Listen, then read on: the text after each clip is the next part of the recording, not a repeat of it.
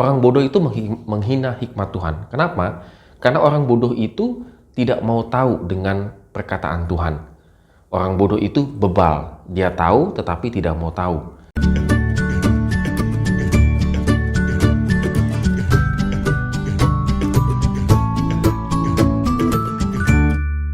Shalom Good Readers, hari ini kita bersyukur karena Tuhan begitu baik dalam kehidupan kita.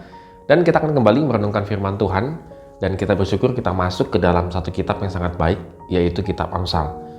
Bagi Good Readers yang ingin mengubah hidup, mengubah pikiran, mengubah tingkah laku, saya sarankan sangat baik untuk membaca kitab ini. Karena Amsal ini memberikan kita banyak sekali masukan supaya hidup kita semakin takut akan Tuhan. Dan kita akan masuk ke dalam Amsal pasal 1 ayat 1 sampai dengan yang ke-7. Kalau kita perhatikan Amsal ini, tujuan daripada Amsal ini adalah apa?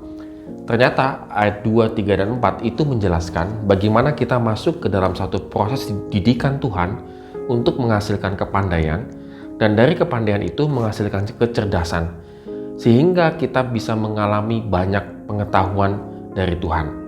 Misalnya, kalau kita masuk ke dalam satu peristiwa yang tidak menyenangkan dalam hidup kita ini, kita terkena musibah, sakit penyakit, dan lain sebagainya. Ini adalah bagian daripada didikan Tuhan dalam kehidupan kita, supaya kita bisa mendapatkan hikmatnya. Seringkali kita gagal memahami semua peristiwa dalam kehidupan kita, akhirnya kita menyimpan sakit hati, dendam, iri, dan segala macam, karena memang kita tidak berhasil untuk mengetahui hikmat apa yang Tuhan sedang berikan kepada kita. Nah, Amsal ini memiliki tujuan tersebut, supaya kita semakin cerdas, sehingga kita memiliki pengalaman bersama dengan Tuhan. Untuk bisa memulai mengetahui hikmat Tuhan adalah di ayat yang ke-7, dengan takut akan Tuhan. Tetapi kontradiktifnya adalah orang bodoh. Orang bodoh itu menghina hikmat Tuhan. Kenapa? Karena orang bodoh itu tidak mau tahu dengan perkataan Tuhan. Orang bodoh itu bebal. Dia tahu tetapi tidak mau tahu. Nah, orang yang demikian tidak akan bisa memahami hikmat Tuhan dalam kehidupannya. Dia akan selalu memakai pengertiannya sendiri.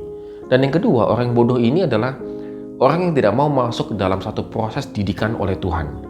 Dia inginnya cepat, instan, hasilnya saja, dan seterusnya. Tetapi dia tidak mau untuk masuk ke dalam proses didikan Tuhan.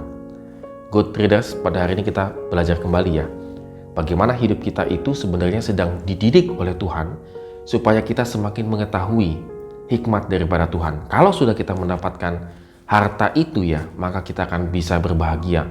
Karena Tuhan tetap mendampingi hidup kita, menyertai hidup kita. Amin.